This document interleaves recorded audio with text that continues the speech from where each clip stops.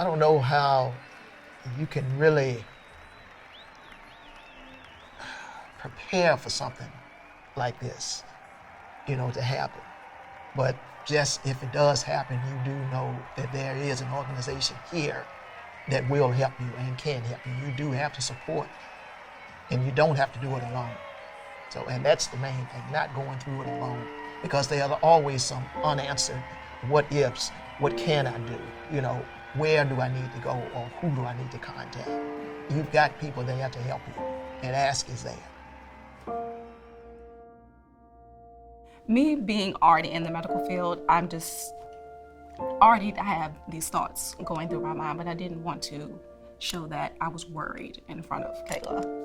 So then we ended up going to VCU, seeing an orthopedic surgeon there, and got the biopsy done. And when she said the results, I was like, okay. She said, large B-cell lymphoma.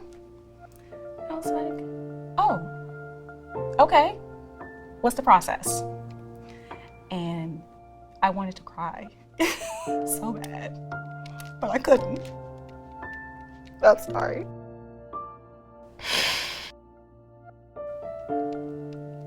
I couldn't cry because Kayla just wailed out in the middle of the office. And I'm like, okay, I just have to comfort her. I had to put my emotions to the side. It was a shock. It was a shock because, they were looking for something else and so were we, and then to find this. So, but then once we got started, it's like everything just moved so fast. And family talked about that, just how fast, everything went. When a child gets diagnosed with cancer, and we could say it's the family because it affects the whole family, their normal has changed and now they have a new normal. They really have to watch friends or even other family members that come into their household to make sure that they haven't been sick, don't have something as simple as a cold that could turn into something else. When their child's counts are low, their child is missing out on all the normal things that a child should be doing, going to birthday parties, going to sleepovers, playing sports. All that is taken away from our families, whether it's for 3 months, 6 months, a year, 2 years, it just depends. And so the family has to find a new normal. When we got our diagnosis, I was doing 12 credits in school and working in the hospital in the middle of COVID. My department was getting short, so I'm working overtime as well. And doing that, and I'm like, oh, yep, gotta keep going. Just gotta keep going. So.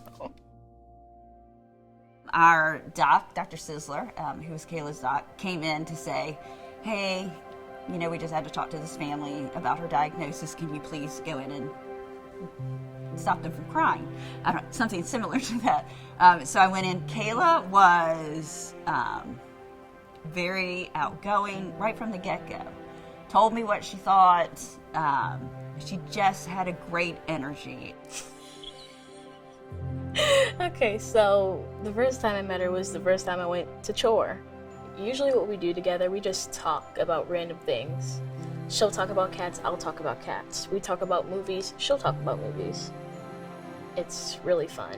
When she had her port, and a portacath is what our kids get their medicine through, they get lab draws through. And it's sort of an intimidating thing to have a needle coming at your chest and you don't quite know what's going. So I was in there for that for the first one, holding her hand, just talking her through it. And for subsequent ones after that, I always had to be in there. Her nurse and myself both had to be there. But probably after the third or fourth time she looked at me, he was like, oh, I'm good, I mean, she was just that kind of kid. She knew what to expect, and she was fine. Mom and Grandma and Granddad, I got to meet all of them, were great. And you could just see, sometimes Kayla would get on a tangent and they would just shake their head like, yeah, we've heard this before. It's felt so personal, so one-on-one, like, she had known her forever. And that's how Kayla wants to be with everybody. She wants that type of interaction, and the relationship is perfect. It's perfect. She always made her smile, always has some activity for Kayla to do, it's great, especially anything art related. And it was interesting because sometimes, when we show up and Katie wasn't there, it was like, okay, but somebody else would come along and she'd pick up where she left off, but when she had an opportunity, she wanted to see Katie, so. She wasn't our oldest camper, and it was her first time here, but she became a leader right from the get-go. And so all of our younger campers loved Kayla and loved to be around her. And sometimes I would have to be like, Kayla, let's rein it in a little bit because the kids are getting a little crazy, and you're the one that's making them go this way. And it was very fun because we were kind of like the leaders of camp. We were kind of like the boss. She loved camp.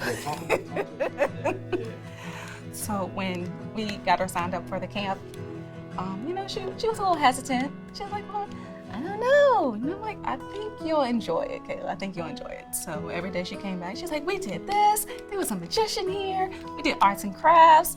She really enjoyed it. And of course, she made friends.